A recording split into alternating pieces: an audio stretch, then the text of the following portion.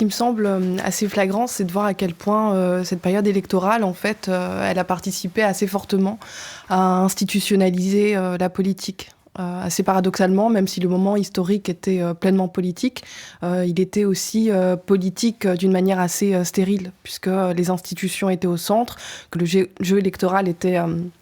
battait son plein.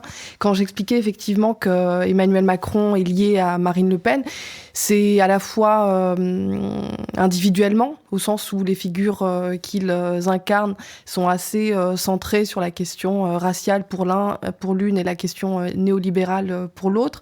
Et ce qui est assez flagrant, c'est la manière dont Emmanuel Macron, entre guillemets, et puis évidemment tout son gouvernement, par les politiques qui ont été menées, mais aussi par les discours qui ont été tenus, ont tenté, mais c'est quelque chose d'assez ancien, on pourrait même remonter jusqu'à François Mitterrand pour essayer d'expliquer ce processus-là, c'est de faire entrer en fait l'extrême droite dans l'espace républicain pour que les idées de l'extrême droite puissent être débattues, pour qu'elles puissent faire l'objet de discussions. Et ce mouvement en fait d'entrée et de légitimation des idées racistes qui sont portées par cette frange-là de la droite, et puis même par la droite elle-même, si on se souvient par exemple de la période des primaires, comme dans un espèce de mouvement de balancier, en fait, ou comme s'il fallait libérer de la place pour ce nouvel arrivant politique, participe en fait à faire sortir la gauche, ou en tout cas une partie de l'extrême gauche radicale, de cet espace républicain. Comme si le nouveau danger, c'était cette extrême gauche, comme si, avec tout ce qui s'est passé autour de l'islamo-gauchisme, etc.,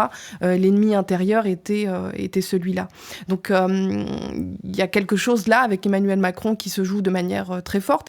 Et justement, toi, dans l'entre-deux tours, ta conclusion finalement du caractère de ce duel, c'était de dire la seule solution pour se sauver des sauveurs, c'est nous-mêmes, en fait. Tu t'insistais beaucoup sur ça, à un moment justement où ces perspectives étaient peu mise en avant. Ça, c'est une idée importante d'opposer une autre politique à cette politique un peu du pire que les deux incarnent à leur manière. Oui, je pense que ça pose aussi de manière vraiment très forte la question de la démocratie, en fait. Ce à quoi on assiste depuis un certain temps, c'est une démocratie qui est évidemment aux airs raciaux, une démocratie très fortement marquée par le jeu bourgeois.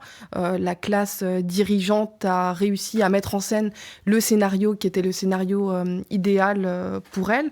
Et la démocratie sociale, en fait, la démocratie où le peuple est souverain et a la capacité de s'auto-déterminer, on l'a vu disparaître, ou en tout cas on l'a vu être raboté et saboté en même temps que le rabotage et le sabotage de l'état de droit. Donc c'est... le jeu est truqué, en fait. Le jeu est faux.